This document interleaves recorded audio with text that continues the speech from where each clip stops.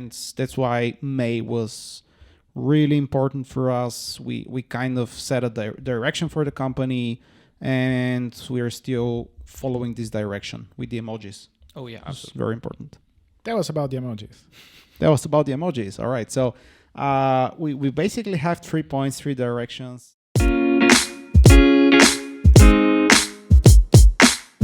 Hello, everyone, and welcome back to HackCast. This is episode number 6. And as you might have noticed, it's me, Ivaylo.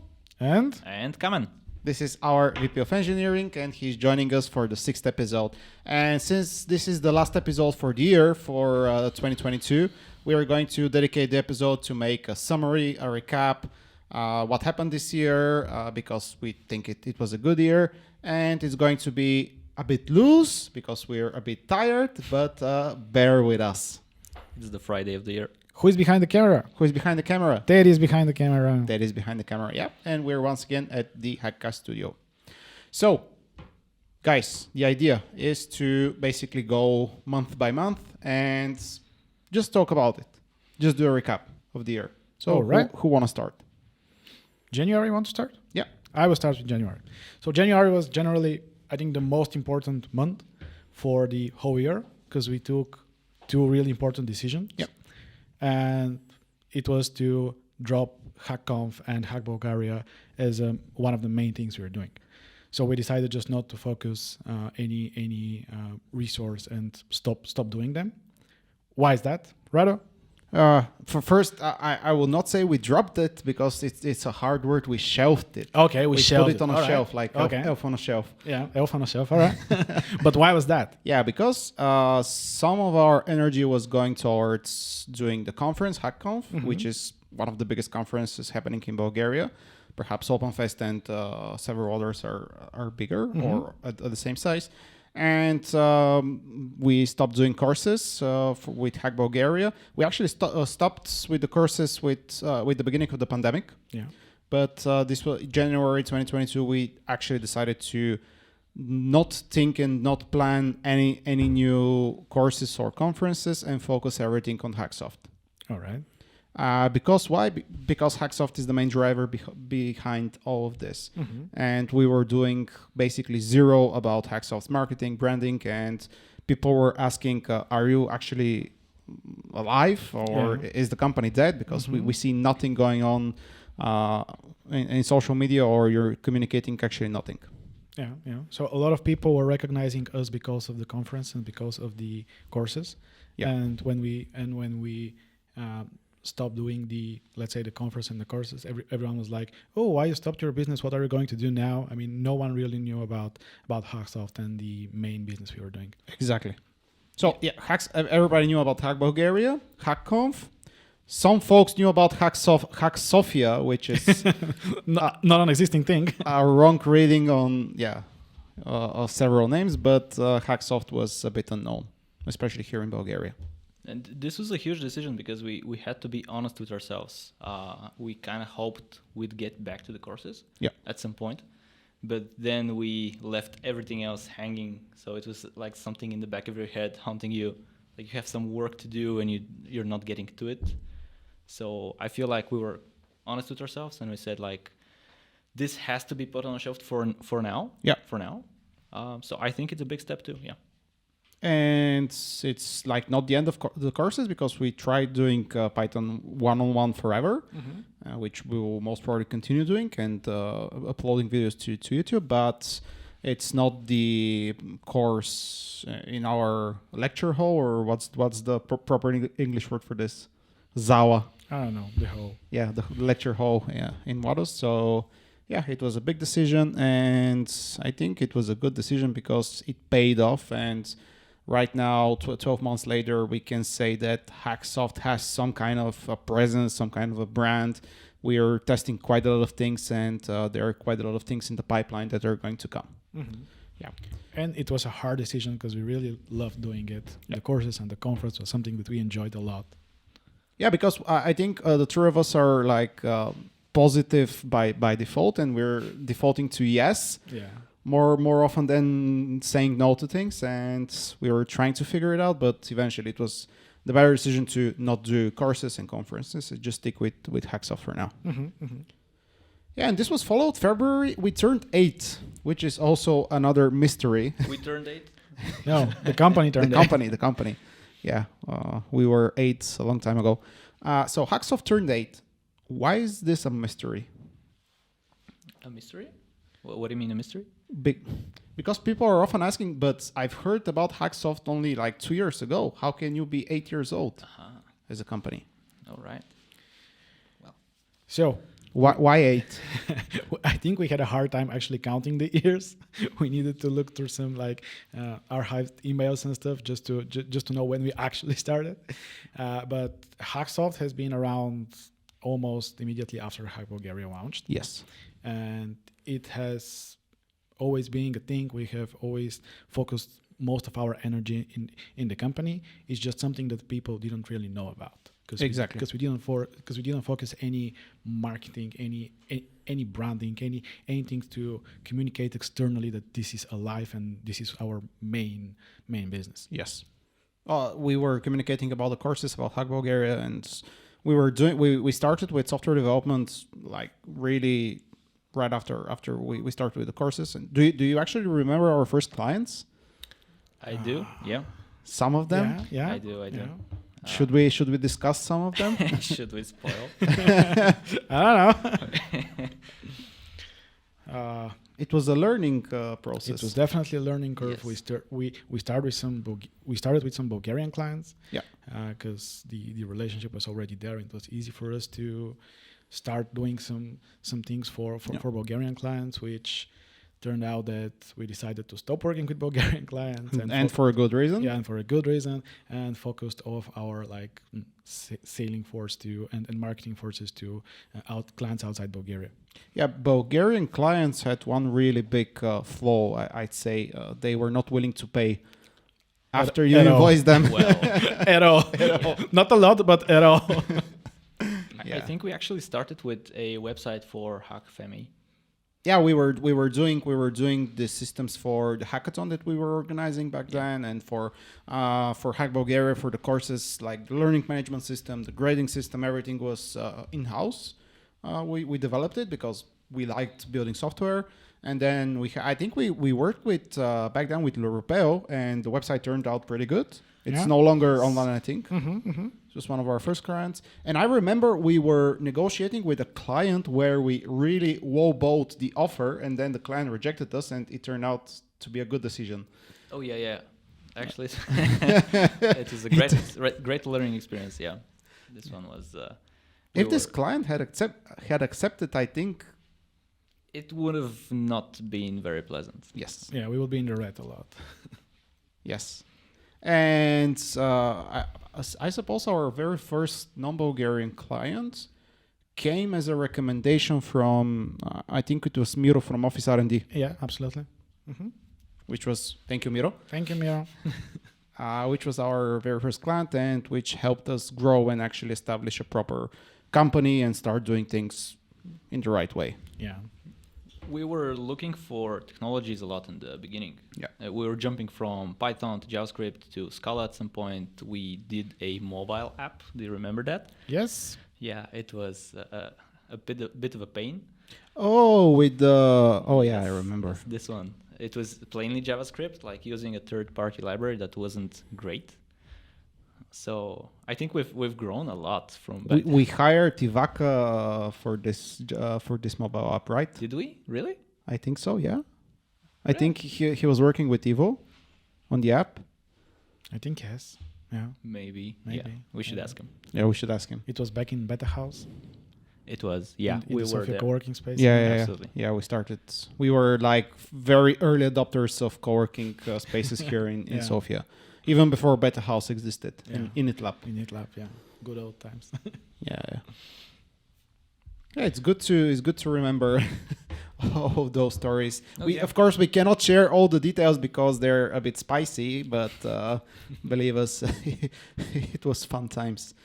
Yeah. And this was in February. So in February, around I think the 24th of February, something like this, is our official birthday. And right now we are just celebrating as HackSoft because this is what we are, and this is our primary focus and company. And it's 8 years, and for me, 8 years sounded like a lot. I mean, it's for a business, 8 years are quite a lot. But for us, we were growing with the company as individuals, and we were learning along the way. So basically 8 years are not that much, because if we start a company right now with all the knowledge that we have, we're going to be pretty quick to get to a point that we currently are. But back then we were young and quite foolish for some things. And it took us some time and some lessons to get here. So 8 years might sound a lot, but it just took 8 years.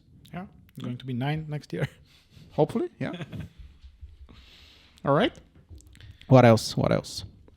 So that was February, and then March and April. After the pandemic, we were quite. I think we were quite hyped after our birthday celebrations and after the decision to focus the marketing effort on HackSoft, and we managed to start organizing the Django meetup again. Yeah. Because we stopped with the pandemic, everything was just shut down. All activities outside of just developing software. Yeah. And we started back with the Django Bulgaria meetup. We did one online, then we started gathering in person in the Barter Community Hub, which is a great place, in the Puzzle co-working space. And in April, we were basically getting ready for May, which was our, I'd say, very first proper team building. Oh yeah, absolutely. Well, which is really strange for 8 years. Yeah, I mean, if someone is listening to this and hears for 8 years we don't even have a team building, it's not going to be entirely true, because we were on a lot of conferences together. We were on a lot of like smaller team building activities that were not like the whole company being somewhere, but like different smaller activities and things, birthdays and stuff like this. But yeah, we never did the whole company for a couple of days offsite doing team building. Yes, that's why I call it a proper team building. Okay, yeah, I can agree that this is our first proper team building. With like a game, we hired AdventureNet, I think, to design some kind of a game and activity for us, which was fun. We were in that event. And it turned out we really needed this proper team building because it was fresh after the pandemic is not officially over, but it's like in Bulgaria, it's basically over for now. And I think everyone was craving human interaction. Absolutely. And this team building helped with this human interaction. Yeah, not only HackSoft, I think. Every company was struggling with its people deciding to maybe look for other opportunities and needing human contact, as you said it. I think the office helped a lot before the pandemic in socializing. And after the pandemic, some people were like, well, I kind of like it home, but they didn't realize that this was kind of impairing them from meeting with people and having that all a thing. Yeah, so while we were at the office before 2019, social interaction was kind of implicit because everyone's at the office and you chat with people and like they're ad hoc activities.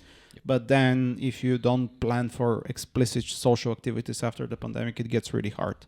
And that's why May was really important for us. We kind of set a direction for the company, and we are still following this direction with the emojis. Oh yeah, absolutely. It's very important.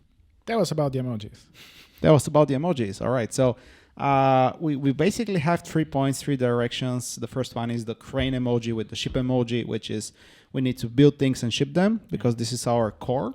We're a software development company. And we will add some context to this in a minute. And we just need to continue building software and continue shipping software that's being used in production, because if we do that, we will continue growing. That's extremely important. The second thing that we decided is going to be a focus of the company is we want to actually grow as a company and as individuals, meaning add some more people, add some more size, become better at things that we're not as good at. And it's just general growth. We needed some general growth, and we're headed in a good direction. And this was paired with the third emoji. So the growth is with the seedling emoji, I think. The Sprout. Yeah.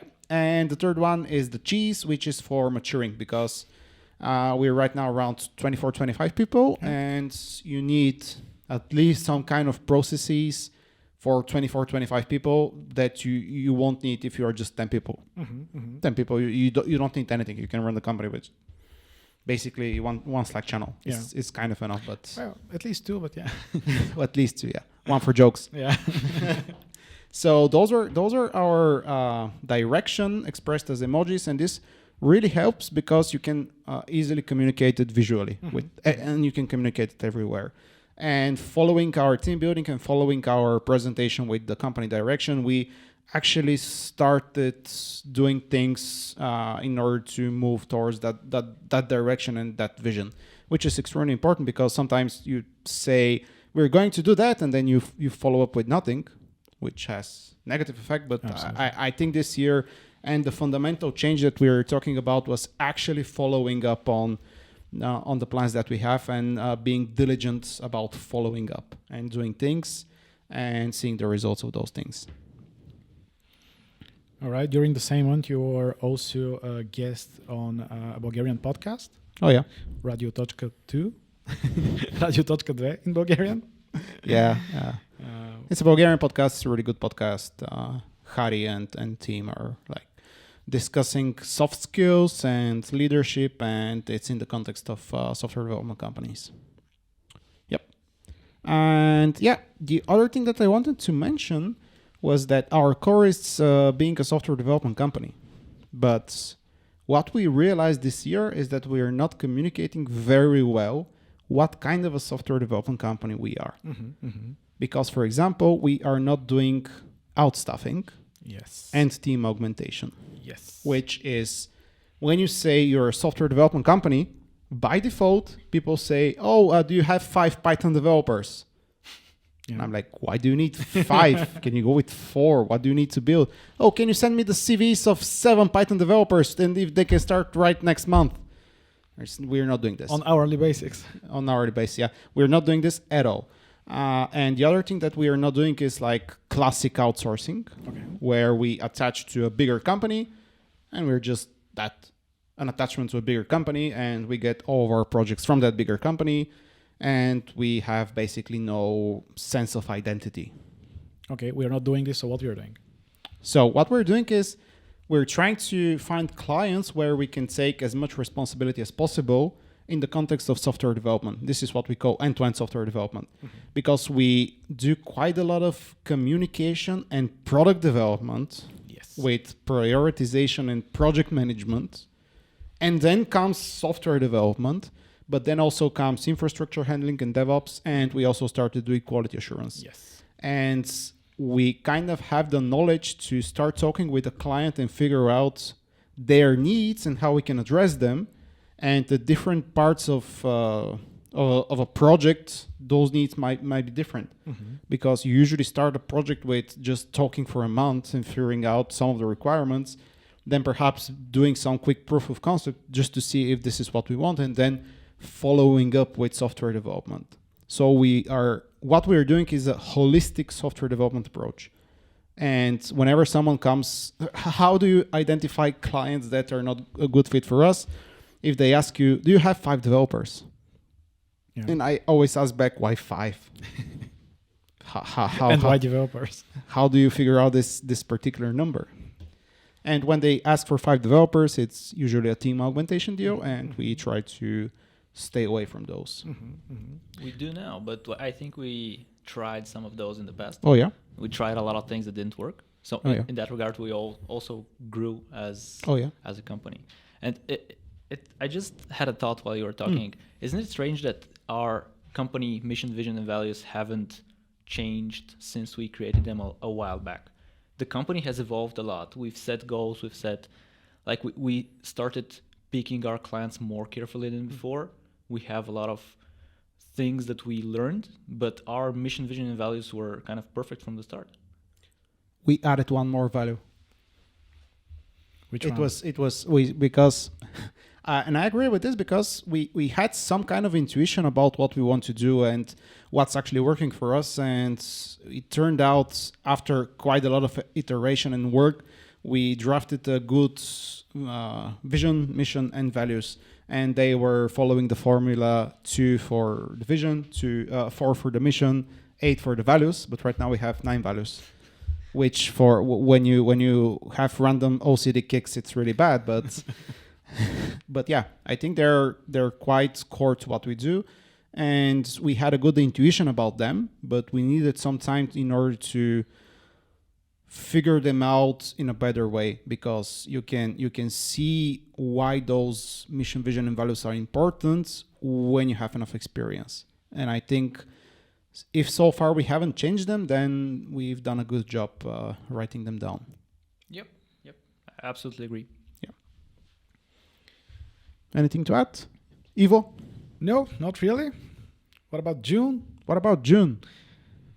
Anything good? Anything bad? So June is summer, and summer is good. So summer is always good.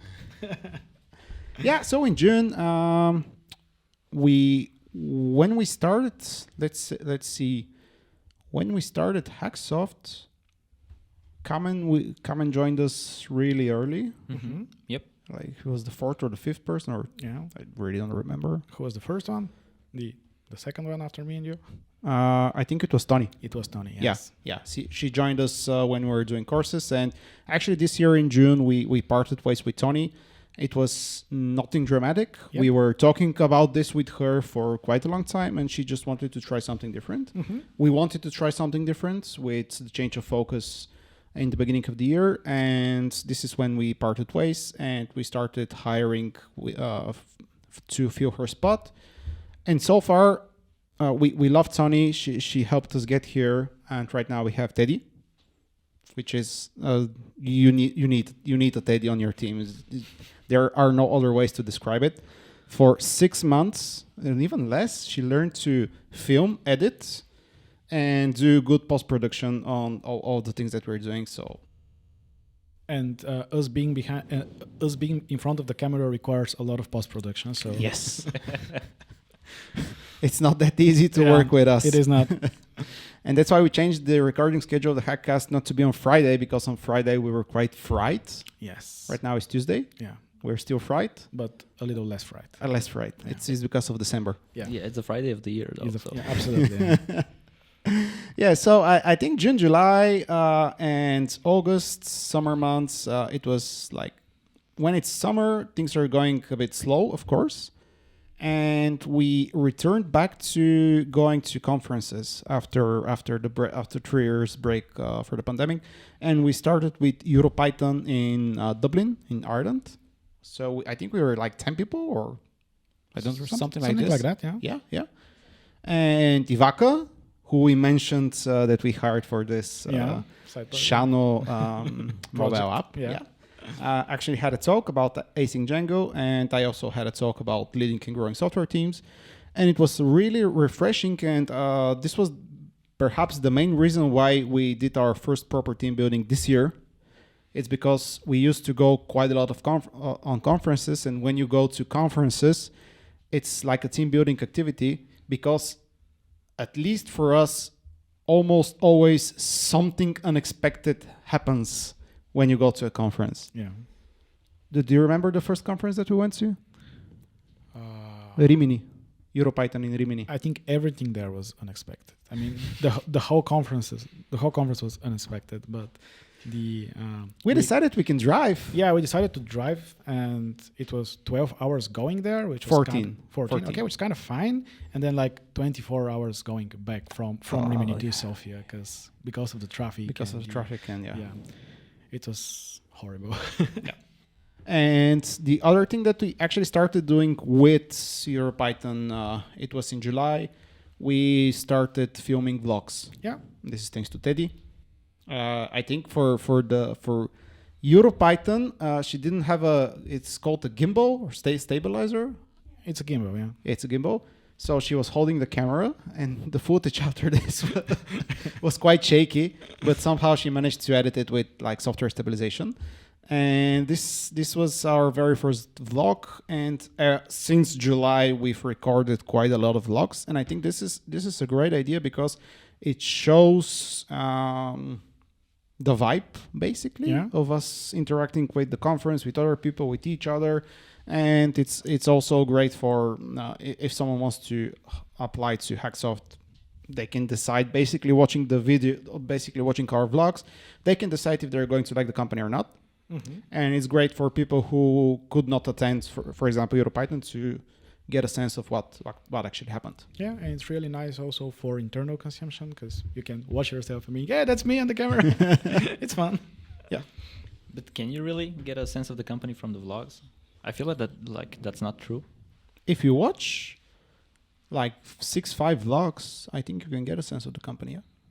From one, not really, but from more, I think you can get at least sense of how we interact as humans. Sense of the work that we're doing, not yet because we haven't recorded that content yet. But sense of how would my day-to-day interaction with those people are going to look like, I think yes. Yeah, maybe you're right, yeah. I just feel like I haven't seen a company, even the giants, communicate very well what is it like working in them, like what it is like having a day at work with those people in that place, in that office. So I feel it's really difficult to do that. Yeah, otherwise they would have done it. Well, it's always scripted, I think. If you're going to show a day at and you want to be as raw as possible, and you're a big giant company, they won't air that. Like, oh yeah, absolutely. I'm just saying that nobody's done it in a good way, in my opinion. I've seen vlogs from people, like singular people filming their day at work, and it's nothing like the rest of their job. Got it. So and that's why, for example, our vlogs from conferences are quite. It's not scripted at all. Yeah. Like I can say for sure, it's not scripted. We tried scripting it. You cannot do it. Cringy. Yeah, it's basically Teddy capturing us doing whatever we're doing and talking in front of the camera without even telling us.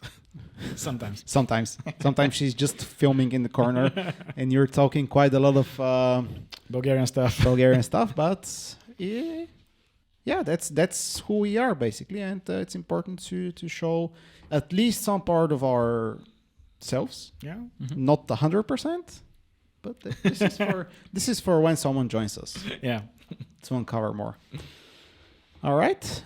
Anything else to add for the summer? We had August in the summer Too. Did we? Yeah. Anything interesting there? Someone's wedding probably. Yeah. I got married. In August it was. I don't remember much. Okay. We are still waiting for the video. The video. All right. So yeah, the guy who was filming just sent an email today that is going to be ready in a day or two. All right. So. Teddy, are you helping there? No. Yeah, this year was crazy because a lot of weddings were postponed from the last 3 years, and it was really hard to book a date. And actually, you can book a date, but then you cannot find anyone to photo shoot and video shoot. But we somehow pulled it off. Yeah. Your best man was nice.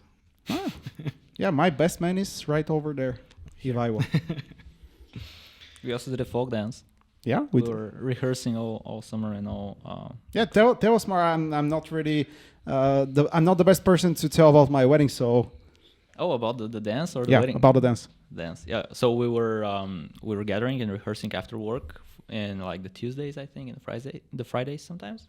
I don't remember. Yeah. And we were gathering here in like this neighborhood in a building without a choreographer, which was really strange.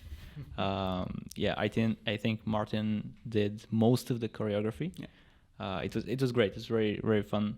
Most of the times, I mean, not most, all of the times that we gathered and did folk dances for weddings, it was awesome.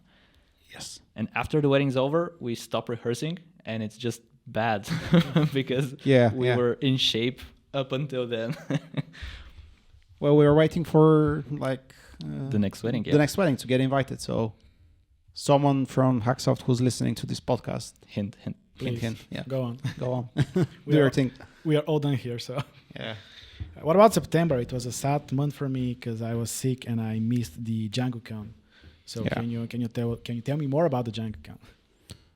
We went to Portugal. which for me was a brand new experience because EuroPython was in Dublin. Dublin's a great city, but we've been to the islands quite a lot, and it's kind of similar to London. And it's cold. It was okay. It was windy. But this time we went to Porto in Portugal, and it was quite a different experience, and I really liked it. And I think everyone who attended also liked the city and the vibes, and we managed to spend some quality time there. I also attended the conference. Also, I had a talk at the conference, which was nice. After so many years of applying and trying, I finally got picked, which was really good. And again, this time Teddy was carrying her gimbal, her stabilizer, and we did a better vlog, which is also on YouTube, which can show you the what we actually did in Porto. And the amazingly photoshopped thumbnail. I just love it. It's like for YouTube, you have to get crazy with thumbnails. We are still not writing clickbaity titles. We gotta try doing the next reactions. We so every YouTube thumbnail should have someone with his or her mouth open like and clickbaity titles, but we'll see about this. And then comes October. This time I was a bit sad because I couldn't make it to OpenFest, but I know you two made it. So why don't you tell us more about it? I was sick again. You were sick again. You're sick, yeah. That's why we have come. Yeah, that's why. Yeah, I'm filling the gaps. So OpenFest, it was great. It was awesome. We had a stand at OpenFest. We got to meet, most of the people attending. This was our first stand ever. Yes, it was like a tryout. Can we do it? Do we like it? Do people like it? Because I think this is one of the best metrics. And I think people loved it. Mm-hmm. We had games, we had prizes, we had giveaways, and we had people coming in and asking like, "What's going on? What are you doing? Where is Hack Bulgaria?" Who are you? Yeah, so we got to explain to people like what is HackSoft and when did we start, who are we, and I think a lot of people enjoyed that, and I really enjoyed it myself. And about the video and the vibes, so I was like halfway across the globe when OpenFest was happening, and I was looking first at pictures in Slack and stories from Instagram, and I really liked it because it was telling a story that, first of all, the folks at HackSoft enjoyed being at OpenFest, and then in front of our stand, we always had like a large queue of people coming to play the games that we have prepared and wanting to win the prizes. And I think we actually set a trend with the prizes because we picked like big Legos. And the next conference that I went, there were a lot of other companies giving big Legos as a prize. And this was not happening before. Yeah, Legos are always nice. So. Yeah, before OpenFest. And again, we have a vlog from there. We have a vlog, which was great. And you can sense the vibe of the conference and everything that happened there. So for sure we will do it again if they pick us for sponsors. It's really hard to get yourself as a sponsor to some of the conferences. I have a rant here. I can imagine, but why? Well, because, for example, you write to the organizers of one of the biggest conference right now. HackConf is not happening, so there's a gap to be filled. And you say, we want to sponsor. Do you still have places, free slots? So can you send us the details, the sponsorship package? And they say, yes, here it is. And no, they say, we will keep you a spot. When we have the package, we will send it to you. And then they don't send it to you. You figure out that it's already open for sponsors. You write them an email and they're like, oops. We forgot about you. We forgot about you. It's like, come on. Like, I think that the CRMs should be something that people teach in school. You still need a human to use the CRM. Yeah, but again, if you have somewhere to place a note, hey, call these guys after we have the package. And yeah. But I think after this year's OpenFest, we will try to attend with a stand at least 2 more conferences next year. And we'll see about it. We'll for sure be more active on that scene. And then, was it in October? Yeah, it was in October. We also went to London, back to London. Our actually first proper client from outside of Bulgaria was based in London. And during the years that we worked with them, we were traveling to London quite a lot.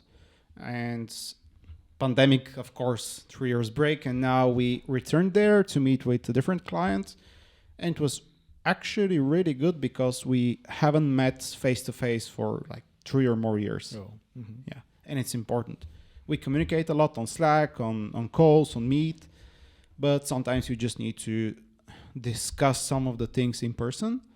And it was great. We have a vlog from London again. This time Teddy was not with us, so I was filming it with my phone, which did a somewhat okay job with the microphone not working from time to time. But Teddy somehow managed to compile a really nice vlog. So yeah. And what else? It's almost November and December, almost end of year. Yeah. And we are way past 20 minutes, right, Teddy? Yeah, it's Okay. It's already all right. It's okay. So what did we started in November? The HackCast. The HackCast, we returned to it. Yeah. We have HackCast? Yeah. It's right behind you, right behind you. So we started the second season after Yeah. 3 years of post, something like this. 4 years. 4 years of post. Okay. Yeah. Okay. We finally decided to get ourselves together and record the second season. Start recording the second season. And So- we're pretty consistent with it. Yeah. Yeah. There's 6 episodes so far. What about the HackCast? We have episode about hiring, more hiring, then we have more technical topics around next serverless, all the things we actually do. Yeah, so and enjoy. the main idea is to communicate things from inside the company, how we do something, what are our processes, describe and explain some of the technologies that we're using. And I think so far we're doing a good job. We're still figuring out the topics. We have quite a lot of ideas, so we will continue experimenting. And as long as we record each week, I think we're going to be okay. Yeah. I really enjoy it because we don't really have a lot of time chatting about different topics. Yeah. And HackCast is a great opportunity for the three of us or me and you to talk about just technologies, Yeah. things in the company, stuff like that. Exactly. And we get to December. We're in December right now. I'm not sure which December 20th? Around that, yeah. Yeah, something like that. Or 19th of December? Right, 20th? Check 20th. I don't have this killing feature on my smartwatch to actually know what The date? What the date A is. watch? Yeah. Yeah, a watch. Doesn't tell time. Yeah. Yeah, and yeah, let's finish with some kind of a summary or recap, or at least how you feel about this year, because I think this is important. A lot of things happened this year. We did some fundamental changes which helped us start actually growing and maturing and getting ready to get to the next level. Something that I call a stable ground, like sitting on stable ground. So, Ivo, let's start with you. Well, although I was sick most of the year. Come on. I had some personal troubles with my health, but now I'm fine. So I feel like this year was kind of huge because we definitely did a lot of things internally. So I think next year and basically the days after we will be allowed to grow a lot and basically improve ourselves in many different ways. So we did things that were needed for some time. So we finally settled down, kicked all of the distraction away and said, okay, we need to do this and this in order to unlock the company and allow even further growth. So this was the key thing for this year for me. I think next year we will have this solid ground for growing and doing even better things. Yeah, well said. Kamen? Yeah, I agree. So I feel like most of the progress this year was due to the people working in HackSoft. Like there was a lot of personal growth in everyone. And if that wasn't true, I think we wouldn't be like at the point where we are. Because I think you said it at some point, even if like one person is a very good programmer and works with a client on something, he couldn't do anything alone. Like you need a team, you need someone you can trust. So I feel like a lot of the progress of HackSoft is due to the team and everyone growing. So it was a great year. Yeah, what we usually say is that we have quite a lot of unrealized potential. The ceiling is pretty high and we haven't even reached like halfway there. So people realizing they're actually good and they have the potential, it really helps the growth of the company. And I think we can end with that. Those are good summaries. For me, it was the year with the fundamental change that will let us do better things the years to come. And yeah, I think that's it. That's it for episode number 6. Everyone, thank you for listening and watching. Please leave a comment. Like, subscribe, do something. Yeah, so leave a comment if you like what you're hearing. Just add a thumbs up, or if you don't like, you can write something passive aggressive. If it's very aggressive, we're going to delete it, of course. But just leave a comment, let us know, and we will be back next year in January, and we will continue recording HackCast. So happy holidays, everyone! Eat a lot of sarmi.